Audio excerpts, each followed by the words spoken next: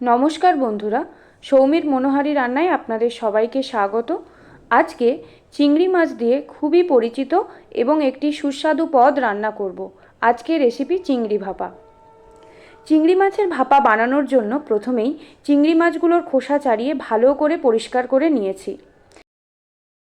এবার একটি বাটিতে 1 চামচ পরিমাণ পোস্ত, 1 চামচ পরিমাণ সাদা সর্ষে, 1 চামচ পরিমাণ কালো সর্ষে কিছুক্ষণ সময়ের জন্য জল দিয়ে ভিজিয়ে রাখব।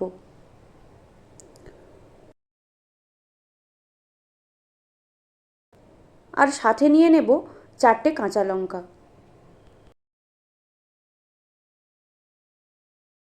কিছু সময় পর জলে ভেজানো সর্ষে এবং পোস্ত দিয়ে মিক্সিতে একটা পেস্ট বানিয়ে নেব।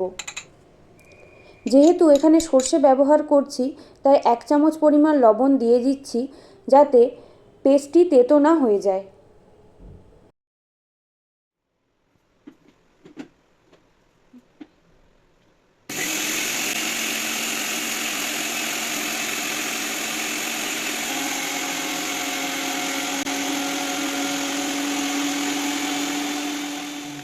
এখন একটা বাটিতে কিছুটা টক দই নিয়ে ভালো করে ফেটিয়ে নেব। যেহেতু ভাপা বানাবো, তাই একটা মাঝারি সাইজের স্টিলের টিফিনে প্রথমেই দিয়ে দিচ্ছি খোসা ছাড়ানো চিংড়ি মাছগুলো।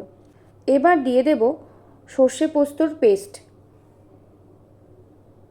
2 চামচ ফেটানো টক দই,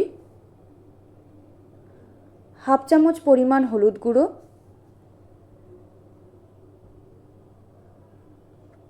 1/2 চামচ পরিমাণ লবণ, 1/2 চামচ পরিমাণ চিনি ও কিছুটা সর্ষের তেল দিয়ে মাখিয়ে নেব।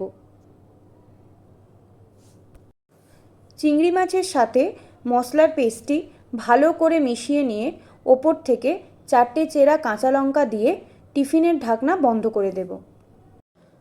এখন চলে এসেছি রান্নার একেবারে শেষ পর্যায়ে। কড়াইতে অর্ধেকটা পরিমাণ জল নিয়ে তার মধ্যে টিফিন কৌটোটাকে বসিয়ে দেব। এখানে খেয়াল রাখতে হবে কৌটোর অর্ধেকটা যেন জলে ডুবে থাকে। এবার কড়াইটি ওপর থেকে 15 মিনিটের জন্য ঢাকা দিয়ে মাছ সেদ্ধ করে নেব। কড়াইয়ের লিডের ছিদ্রটিকে বন্ধ করে দেব, যাতে বাইরে স্টিম বেরিয়ে না যায়।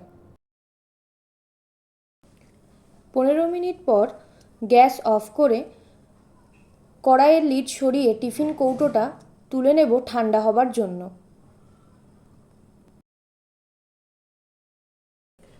টিফিন বক্স ঠান্ডা হয়ে গেছে। এখন বক্সের ঢাকনাটি খুললেই দেখতে পাবেন কতটা লোভনীয় হয়েছে। দেখতে যতটাই লোভনীয়, খেতে কিন্তু ততটাই সুস্বাদু। গরম ভাতের সাথে এই রকম চিংড়ি ভাপা থাকলে আর কিছুই দরকার পড়বে না। তাহলে বন্ধুরা, খুব সহজেই বাড়িতে বানিয়ে ফেলুন এই চিংড়ির ভাপা। ধন্যবাদ।